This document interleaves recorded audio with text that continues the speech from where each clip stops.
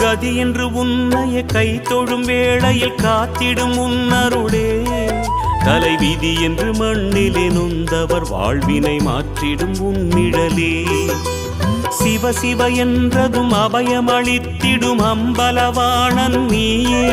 தினம் ஹர ஹர என்பவர் பவபயம் நீங்கிட அருள் தரும் ஜோதி நீயே மொழிகளை மீட்டும் ஒலி வடிவே